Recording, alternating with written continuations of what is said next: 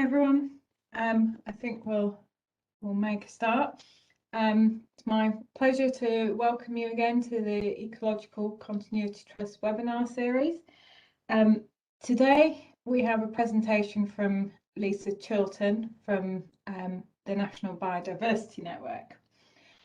Before we start, can I just remind you to keep your microphone muted so that we don't get background noise.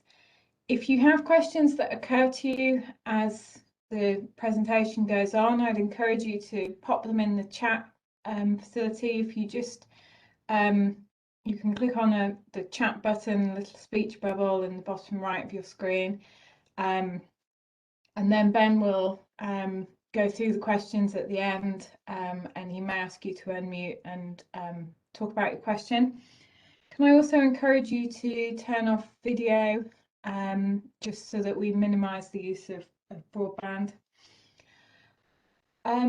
So without further ado, I'm very pleased to introduce Lisa, who's the new Chief Executive Officer at the National Biodiversity Network, and she's going to be telling us about the network. Thank you. Well, thank you very much, Carly, for the kind introduction. As you said, I'm the new Chief Exec of the National Biodiversity Network Trust. In fact, today is my 1-month anniversary. I'm still on that very steep part of the learning curve, but I'm never one to turn down a speaking appointment. This is my first external talk in post, so I'm delighted to be here today and grateful to the Ecological Continuity Trust for giving me the opportunity to speak. I will say that I was somewhat daunted by the prospect of a 30-minute Q&A session. So I have my colleagues, Sophie Ratcliffe, who is our in-house data scientist, and Mandy Henschel, who is our senior comms lead, on standby to bail me out if I start sinking, if you ask any difficult questions. So yeah, that's just really where we are. But on to the essence of my talk. So in a clamshell, who we are and why we're here, the National Biodiversity Network community, the atlas, the impact of biodiversity data. I'm then going to talk about key challenges and opportunities and finish with a call to action for everyone who's joined us today. When I say in a clamshell, not just any old clamshell, some of you may be familiar with this species, the ocean quahog, a very venerable species of ocean mollusk which can live to more than 500 years of age. The oldest known specimen, known as Ming, was believed to have died at the age of 507 years, meaning that it was alive during the Ming dynasty, hence its name, and when Leonardo da Vinci was working on the Mona Lisa. So quite a phenomenal species found in UK seas. I also want to start by saying a little bit more about me. So my background is really in all things marine biodiversity. So starting as being a marine ranger on the Dorset coast, running citizen science projects with dolphins, doing what we believe to be the world's first underwater puppet show under Swanage Pier, then moving to Southeast England with the Wildlife Trusts, running seabed surveys with volunteer divers, encouraging all of the wildlife trusts in the Southeast and other partners to get behind marine biodiversity conservation, a spell in Honduras running my own marine education business, and then back to the wildlife trusts for a wide range of projects and particularly championing the Marine and Coastal Access Act 2009 as it would become. So I spent a really exciting 4 years lobbying, influencing, drafting new clauses and working with a fantastic community of staff within Wildlife and Countryside Link and the constituent NGOs to push that legislation through. More recently, senior roles with JNCC, managing the offshore industries advice function, 5 years working at the University of Aberdeen, managing a fundraising team, bringing in major gifts for all aspects of the university's work, whilst also being a trustee of the Scottish Association for Marine Science and doing bits and bobs of stakeholder engagement work with a company called Dialogue Matters. But fresh from that Here I am at the National Biodiversity Network Trust, a month in, and thoroughly enjoying the new challenges and opportunities that brings. So a little bit of history then of the National Biodiversity Network Trust. The Trust was founded as a charity in 2000 to support the collection, curation, sharing and use of UK biodiversity data. But the charity's origin story goes way back beyond that, gaining particular impetus in the late 1980s with the growing realization that this fantastic body of data collected largely by volunteer recorders, in the absence of any substantive coordination and aggregation, the value of that data was really not being realized. And so the charity was formed to support that community of biological recorders and to provide a framework and a means of aggregating and realizing that huge value within the data. We are the UK's largest partnership for nature.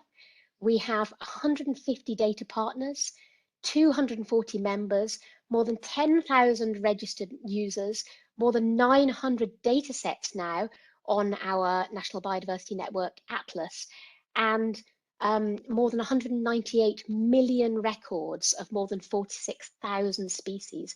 So it really is a quite phenomenal data resource.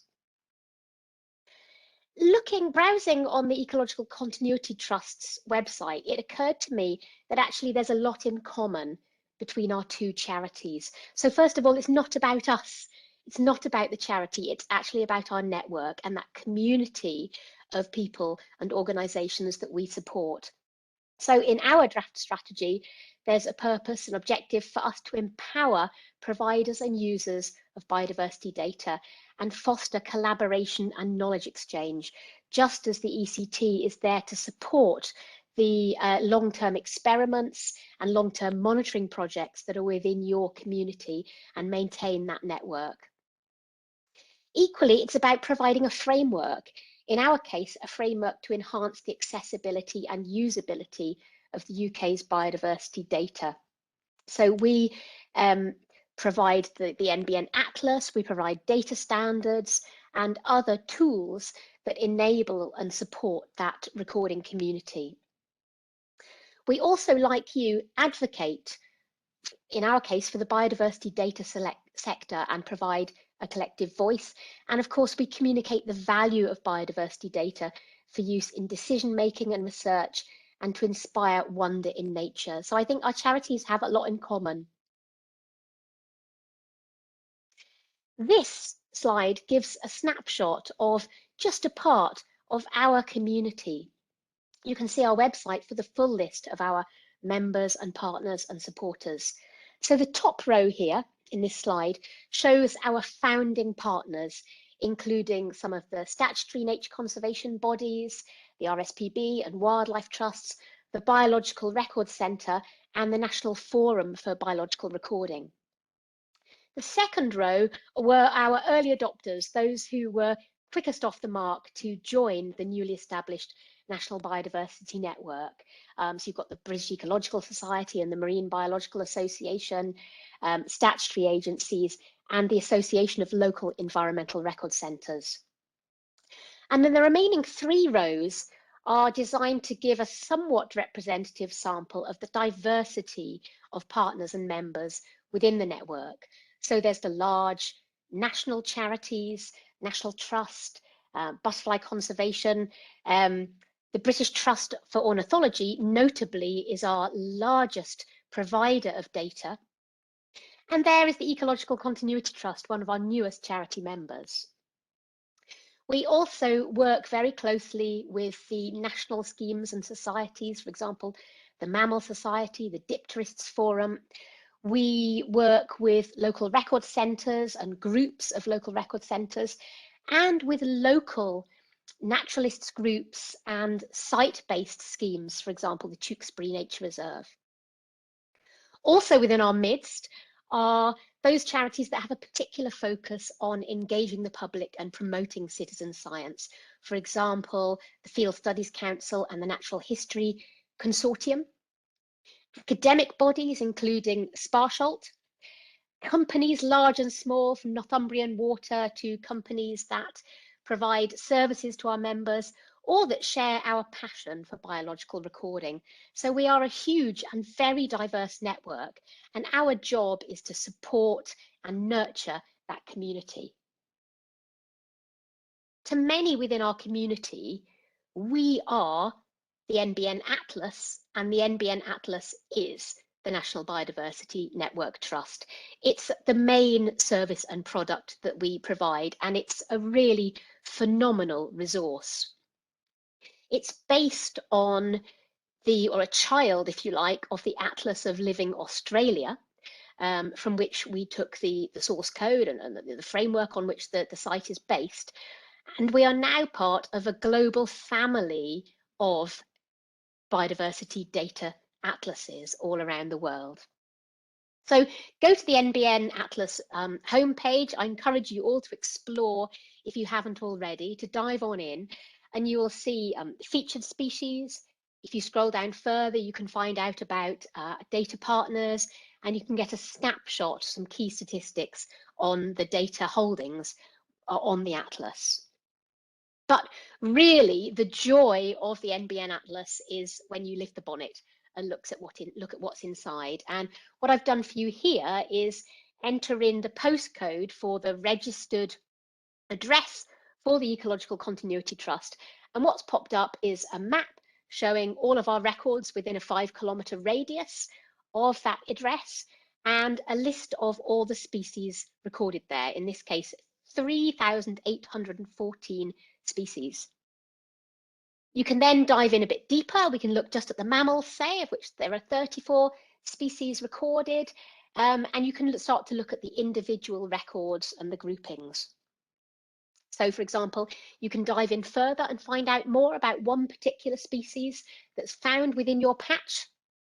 For example, the stoat, you can look at the national distribution, you can find out about the classification, you can see literature relating to this species. So there's a huge amount of information in there which you can interrogate in a huge variety of ways. You can also, for example, look at the breakdown of occurrence records, in this case by Watsonian vice counties, or you can step right back from the detail and look at the geographical distribution of all of our records. So this figure shows the number of species recorded per grid square right the way across the UK.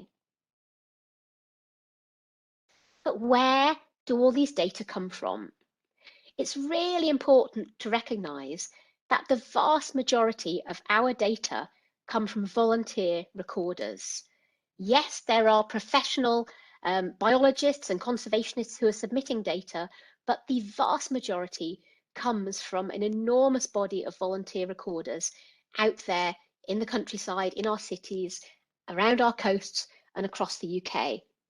And as a result of that, the data collected varies hugely in how it's collected and how it's submitted to us. And part of our role is supporting that community and assisting them in sharing that data. Now, arguably one of the most high-profile recorders within that community is Tiny Recorder, the little Lego Manny that you can see down at the bottom with one of his bug friends. He's a bit of a social media sensation, so if you don't already follow him, I'd recommend that you do. A real source of wonder and excitement within the recording community. But it's a huge and very diverse community.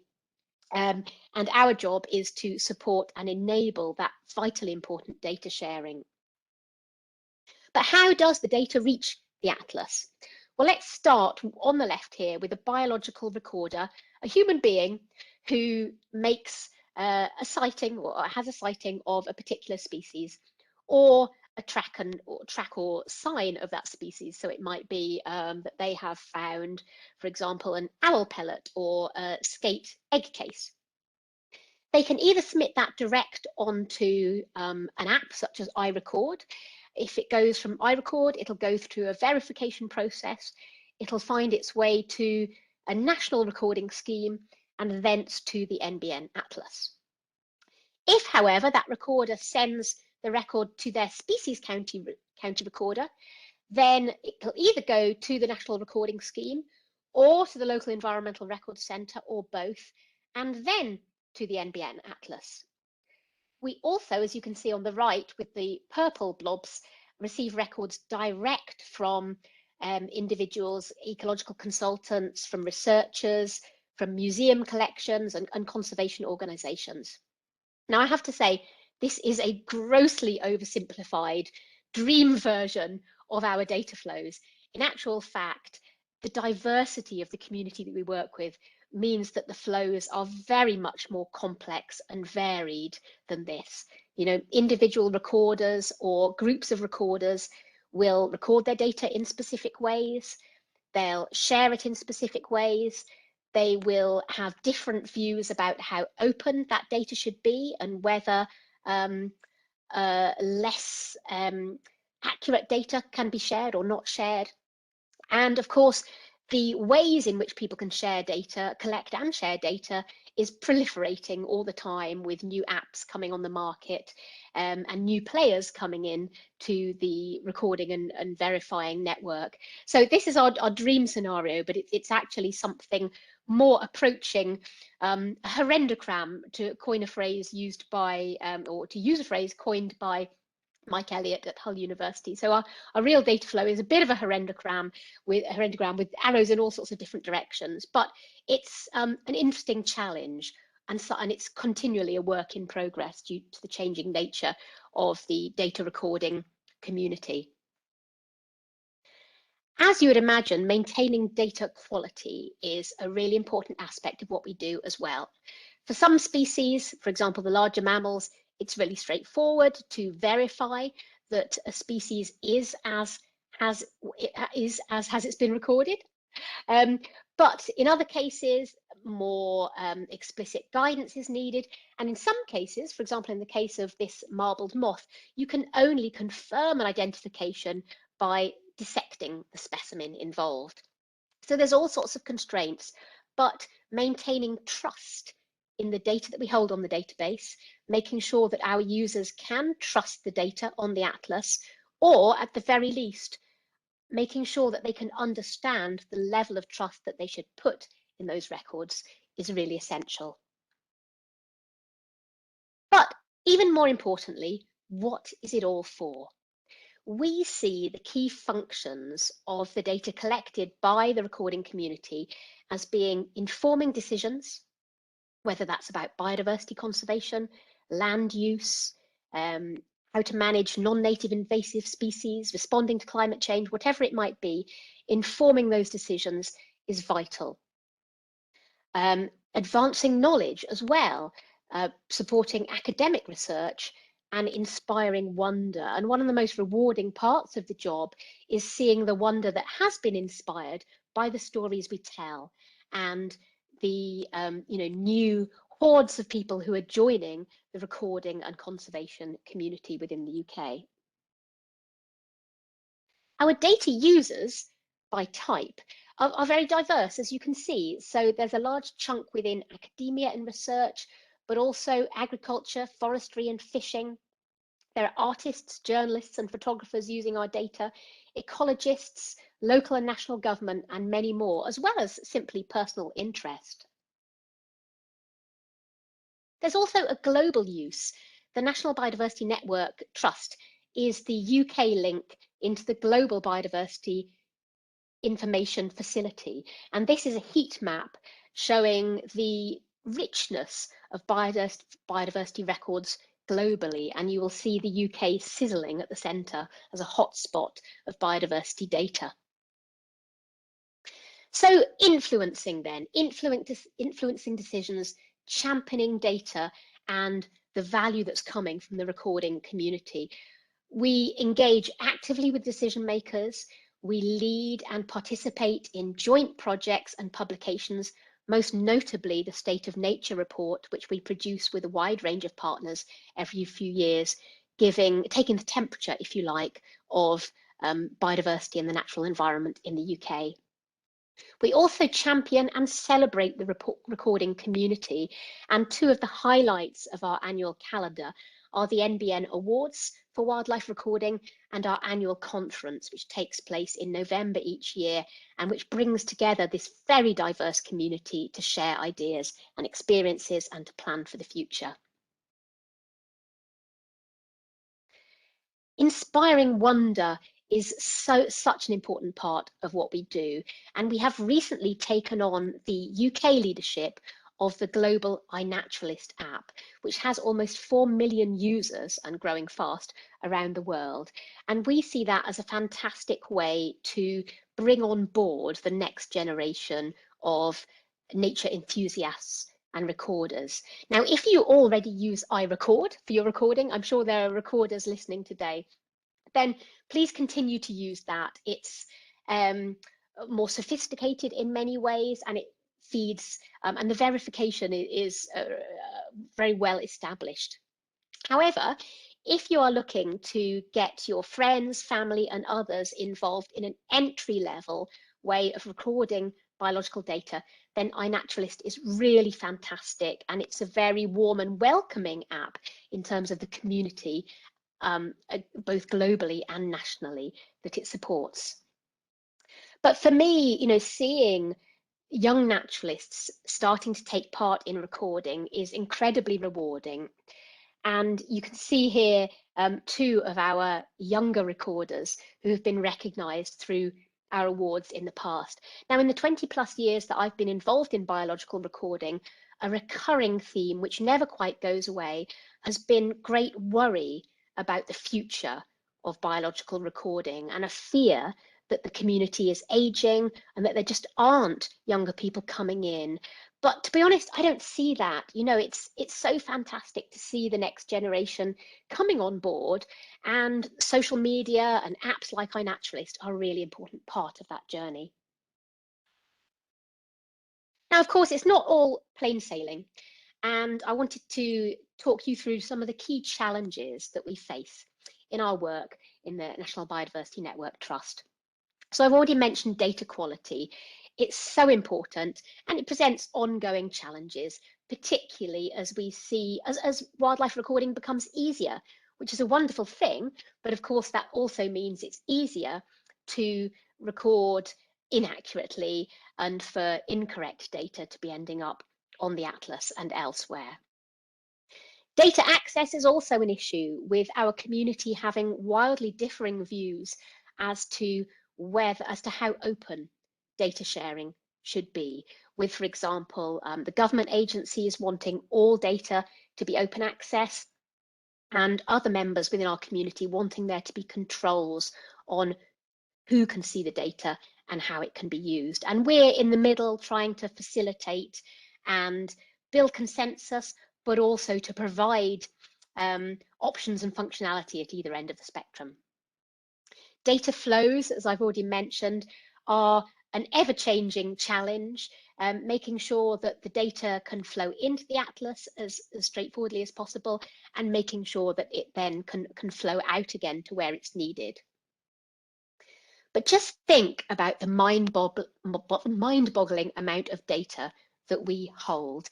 And the graph on the top right shows how the number of records that we are receiving is increasing hugely decade by decade.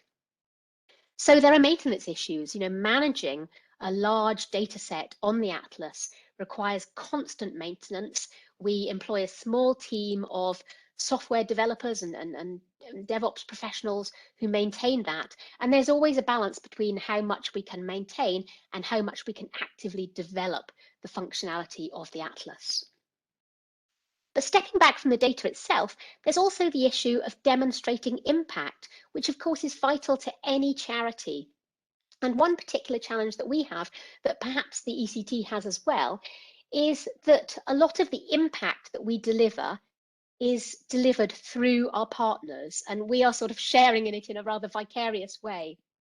So it's sometimes challenging for us to demonstrate our direct impact. It's very rare, for example, that we are the headlines. you know, in this case on the left with BBC Winter Watch, yes, an NBN Atlas map appeared on the BBC, but it's much more common for us to be sharing and celebrating the victories and successes and challenges of the partners within the network. You know, our news stories are often things like, here are our 20 most popular data sets on the NBN, which, while we find that incredibly fascinating, bees, wasps and ants, by the way, are right at the top. Really, that's quite a niche audience and not for everyone. So demonstrating impact is a particular challenge for us, but also, as with any very small charity, achieving critical mass and maintaining critical mass within our staff. You know, we're a team of 10, and so if one person goes, that's a huge loss to us. So maintaining critical mass is a challenge, and also, of course, financial sustainability. So those are some of the challenges, but really they are more than outweighed by the very exciting opportunities coming our way. New legislation, policy objectives, for example, nature recovery networks, environmental land management schemes, rewilding projects, monitoring all those new marine protected areas that we have. There are huge opportunities for biodiversity recording to play a part in monitoring the indicators of progress against all these new initiatives if we can position ourselves correctly within the emerging frameworks. There are also exciting opportunities around integrating with new data sources and technologies, for example, remote sensing, satellite data, eDNA, and artificial intelligence and machine learning as well, which has the potential to automate and expedite the verification of our data records. Smartphones, apps, and the boom in citizen science present really exciting opportunities for us, and also novel partnerships brought about as a result of these opportunities. And I don't know if you can see this video here. This is actually outside my house, and you can see a lovely sighting of a badger there snuffling away outside our living room windows. You can also see how filthy my car is in the background. But you know, sometimes sightings are accidental. We actually fitted a security camera after our neighbour said that he had seen a van driving around up and down our track one night, and thought we might possibly have to be aware of burglars. So we fitted a cheap security camera, and lo and behold, yes, there was a vehicle going up and down our track. It was our milkman. But an unintended consequence of this is that we now have a little surveillance system for wildlife. And of course, these kind of things are becoming ever more accessible. So as I promised, I'm ending on a call to action. I know many of you listening today will already be active recorders, but if you're not, don't hide your recording skills under a rock. Get them out there, get recording, share your data, and encourage others to get recording as well. Whether it's using iNaturalist, iRecord, or any of the plethora of other apps and web-based platforms that there are out there. Use our data too. More than anything, we want our data to be used, and we'd be delighted if you would find novel ways to use it, and if you would tell us how you're using it and the impact that you're getting from our data. Partner with us. We're always looking to collaborate with people in interesting ways, and partnership is in our DNA. It's at our very heart. So we would love to partner with you. And finally, please do nominate someone you know, a wildlife recorder you know, for the NBN Awards for Wildlife Recording 2021. And there's a link here for you to follow to do that. It's one of the most heartwarming parts of our job to read through the nominations and appreciate the fantastic commitment and passion that's out there in our network. So that's where I want to leave it for today. There are my contact details here. Obviously, you can find the NBN online and the Atlas as well as on LinkedIn, Twitter and Facebook. So please do connect with us. Keep your friends close and anemones closer, as the famous saying goes. So I shall leave it there and hand over to questions. Thank you very much for listening, and it's really been a pleasure to have the opportunity to share with you a little bit about the National Biodiversity Network Trust today. Thank you very much.